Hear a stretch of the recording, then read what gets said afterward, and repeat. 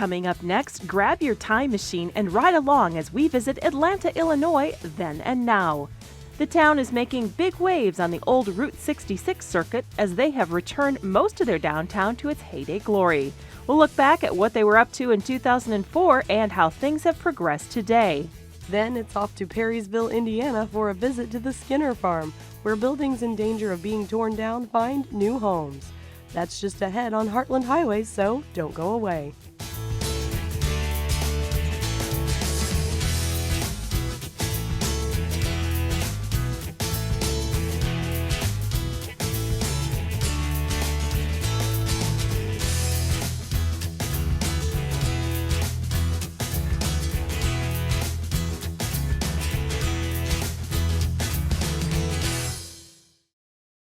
Hello and welcome to Heartland Highways. I'm Lori Casey. And I'm Kate Pleasant, and today we're headed back to a town we first visited in 2004, Atlanta, Illinois. We're going back because a lot of good things have changed in this town since then. That's right. So let's get things started with a look back at the original story we did, where we toured the historic Haas Grain Elevator Museum and the Atlanta Library. It's a piece of our heritage. And you know, we have to hold on to this so that the people coming up realize where this all came from, how this all got started. J.H. Haas was an early settler in the area. He built this elevator in 1903 to accommodate the rapidly growing agriculture industry. Situated at various points along the railroad, elevators like this were common landmarks of the Illinois countryside. Elevators were usually 5 to 7 miles apart, you know, and they'd pull in here with the team and wagon, and they'd come pull onto the scales to be weighed. And after they were weighed, then they would pull up into the elevator where the grain was dumped with the dump log. There would be a scale master who would stay in the scale house, and also there'd be a man that would be manning the floor of the elevator. Then after it was dumped, the wagon would pull out the west end of the elevator here and go back around, and the empty would be loaded. After the grain was dumped, a bucket conveyor would carry the product to the top, where it would be deposited into one of the vertical storage bins. Well, downstairs there is this bin indicator, and it has this circle that goes around, and on this circle are the numbers of the bins, and that will correspond with the chute in the head house. The elevator's height of 60 feet served a specific purpose. Rather than having a long, flat building to store grain, which would take more space, the vertical height of the building meant that more grain could be stored with less space. From 1903 to 1976, the elevator was in operation. By the 1970s, however, technology had changed enough, making this elevator inefficient. When you realize that they've put bins up now that are larger than what the total capacity of this here was, and the size of the delivery floor, as far as the size of trucks and wagons and that, it was not practical anymore. By 1988, the abandoned building was purchased by the city of Atlanta and cited for demolition. A local man by the name of Dean May came up with the idea of turning the elevator into a museum. Well, the siding was in pretty bad shape, and that was had to be reconditioned, and the roof was replaced. But structurally and inside, it was in excellent shape and well constructed and still standing tall. And nothing has went fast. It's been a matter of, first off, an organization like this doesn't have money or means of raising money.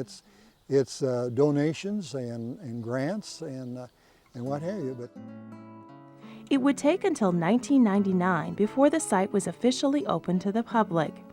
In 1991, the elevator was placed on the National Register of Historic Places, making it the only wooden elevator in the state to have that designation. Everything on the inside of the building is original and in working condition. Other buildings like the scale house and engine house were long gone, but replaced with close replicas. But one final piece of the museum was missing to complete the story. As we talked, various members thought, there's one thing that we need yet to complement our display, and that would be a rail car. After reinstalling a short section of track, the museum purchased a Wabash boxcar from 1927. It was completely refurbished by volunteers. When visitors come to the museum, volunteers like Paul, Wallace, and James are more than happy to demonstrate and teach the public about this important piece of farming's history. During June, July, and August, on Sunday afternoons from 1 to 3, the elevators, our facilities are open for inspection, and then at other times by appointment. Because Route 66 travels right through the heart of town, people from all over the country stop by to see the elevator as well as another interesting building. Just across the railroad tracks is another town treasure, the Public Library, also on the National Register of Historic Places. Sometimes mistaken for a Carnegie-funded library, it was community members who raised the dollars necessary to build it. The people of the town had been using a rental shelf in the grocery store, the post office, wherever they could find a space. And they decided to just dig down in their pockets and say, we will build a library, and they did. In 1908, Atlanta residents had their new library.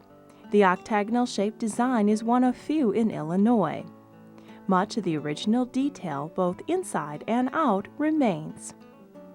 The clock tower, which looks original, is actually a fairly recent addition, but it contains remnants of another Atlanta building. In 1972 and 73, our high school was torn down and rebuilt out at Olympia. And when they did that, the clock came down off of the old school, and we brought it into the library and stored it until a clock man from Minnesota came and repaired it, fixed it up, brought it back. The library also serves as the town's museum, for which Lucille is the curator, a job she's held since the museum's founding in 1973. Collections of photographs, artifacts, and memorabilia chronicle the history of Atlanta and its people. The J.H. Hawes Grain Elevator and the Public Library and Museum are just two of the many sights to see in the area. Whether you're following Route 66 or the Lincoln Trail, be sure to make a stop in Atlanta, Illinois.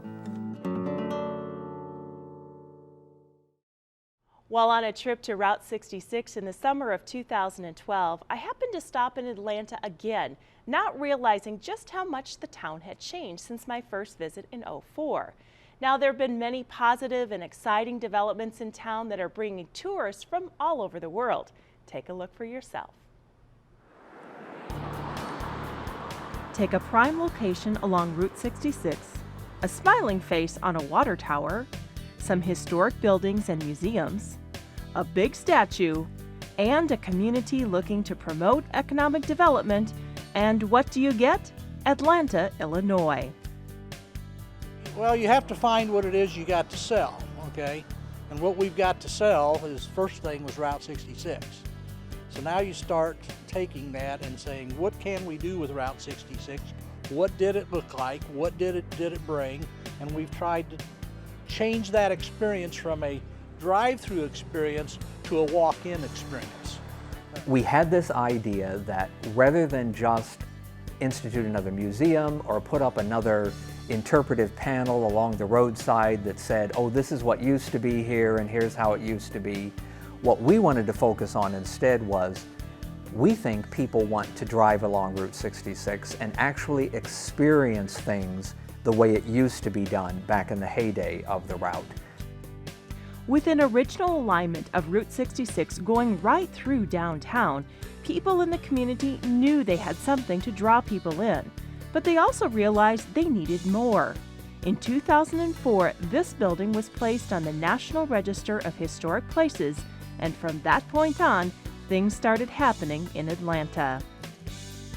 That story involves, again like so many other small towns, an abandoned building that had been pretty much boarded up. Half of it was used as an annex for the town's museum. The other half was essentially empty. It turned out through some circumstances that the building got donated to the town's library, and that was the spark. Once that happened, I was sitting on the library board at that time. We were trying to figure out, okay, how can we use this structure? And we decided two things. Well, we could use it to solve a space problem at our town's library by moving the museum out of the library and into this building.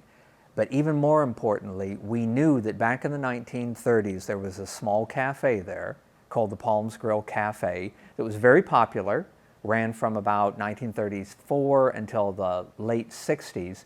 We decided, let's renovate that and bring that back to life and see if it will attract people to town. And it has, very much so. The Palms Grill takes diners back to the era of blue plate specials, white ceramic coffee cups, and homemade pie at the counter. As the mayor said, this is a walk-in experience for visitors. Another walk-in experience is the adjacent Atlanta Museum, which was moved from the basement of the public library. Today, the museum exhibits artifacts and photographs from the history of the community. Well, this morning they've had some folks from Boston stop by. We gave them a tour of the museum here. The lady was in the educational field, and she was quite interested in everything that we were doing here. A large map in the museum shows that visitors have come from all over the world and made a stop here in Atlanta. The one that amazed me the most is the day I walked into the museum and saw a pin for someone from Uzbekistan in the former Soviet Socialist Republic. I thought, wow, we really have made it. Next to the grill and museum is the oldest building in town, constructed in 1866. The building on the corner down here was the result of many of the early buildings were wooden buildings around the square. Whenever they had a fire, it practically wiped out the town for a while.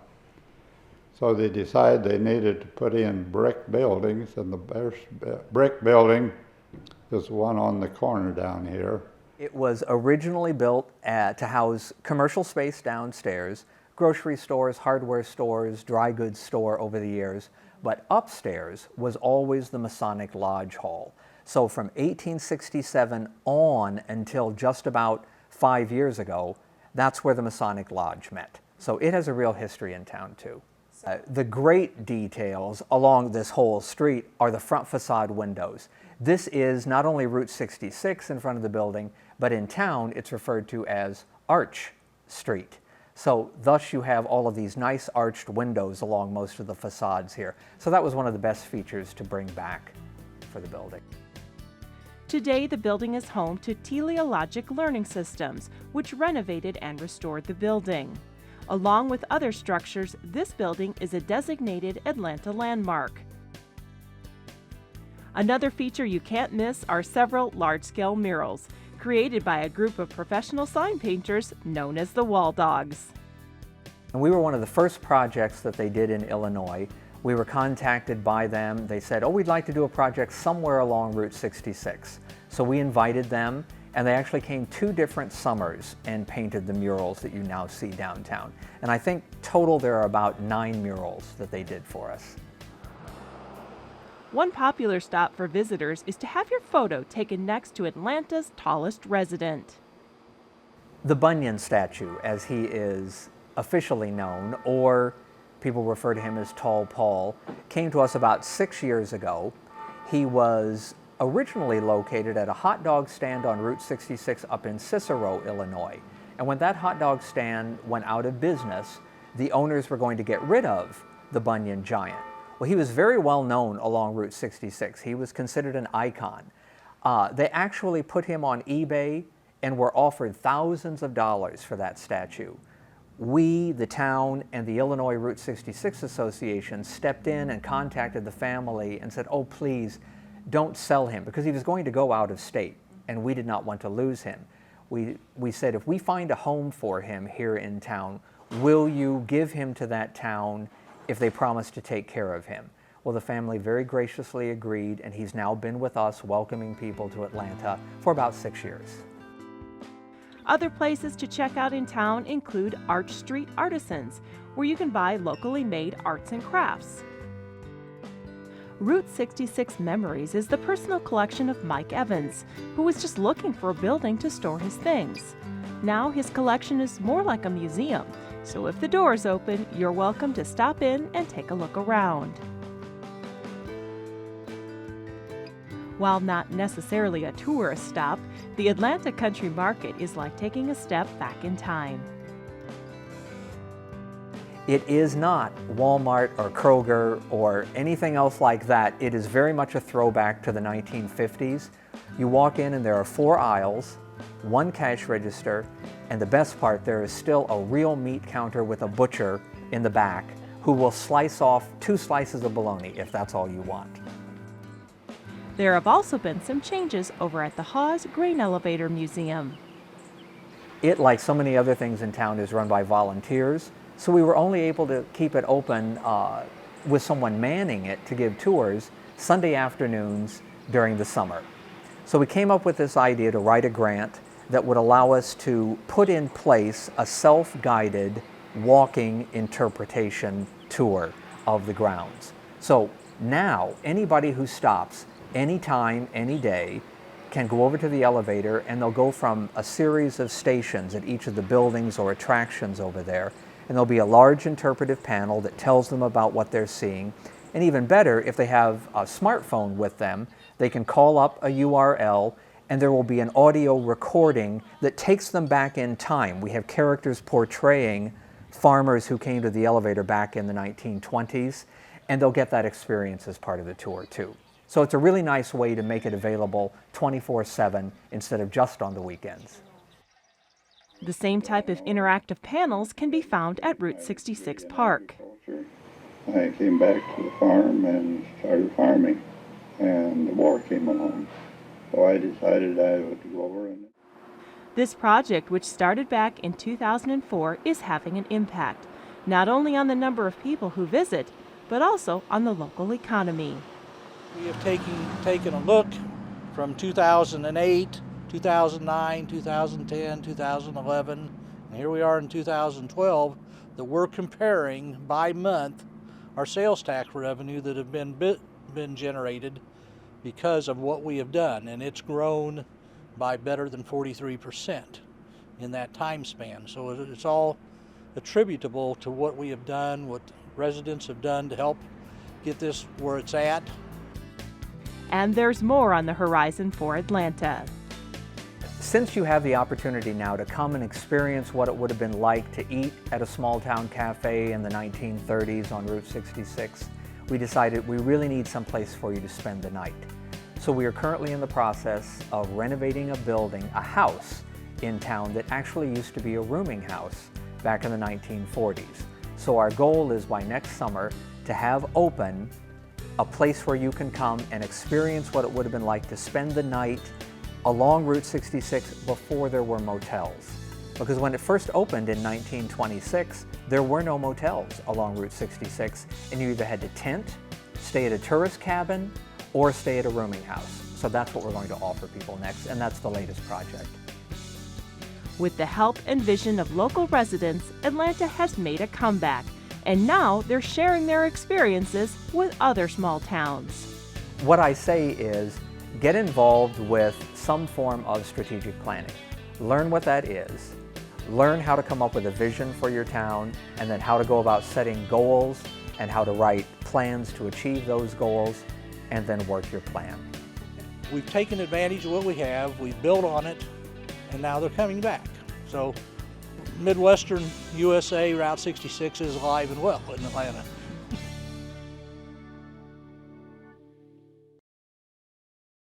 When someone tells you you'll see things here that you won't see anywhere else, well, you have to go and check it out, right? That's the case with the Skinner Farm near Perrysville, Indiana. See if you can spot some of the one-of-a-kind sights. Where do old buildings go to find new life again? Well, to the Skinner Farm Museum and Village near Perrysville, Indiana, of course. Norman Skinner started in the 60s with a buggy and progressed to cars, tractors, houses, and other buildings. The result is a museum village, a result that took a lifetime of work. I had to work about 3 jobs to support everything. This was done all in the spare time. But you'll see stuff here you won't see no place else. From the Conestoga wagon to the Studebaker wagons and tractors from 3570 Minneapolis, which weighs 11 tons, to the steam engines and 1-cylinder International, and antique cars, Stanley steamer, and International high wheeler, and coal, which was made in Indianapolis. It's 1919 V8. Log cabins are all from this area, and jail. There's even a Perrysville jail, and Round Barn, which was moved from Alvin, Illinois. And we got a building they call a little house on the prairie, and about 18 buildings altogether. Of course, then the big brick house was moved. Everybody said it couldn't be moved, but 2-story built in 1844, all walnut with 3 fireplaces, and we're living in it now. Built by my great-great-grandparents. I wouldn't have moved it. I think just about every building I got here would have been tore down if I hadn't moved it. So in a sense, Norman is rescuing and preserving history one building at a time. One that got a lot of history is the Octagon Building, Justice of the Peace Building. It was built in 1850 and used by John Wesley Parrott.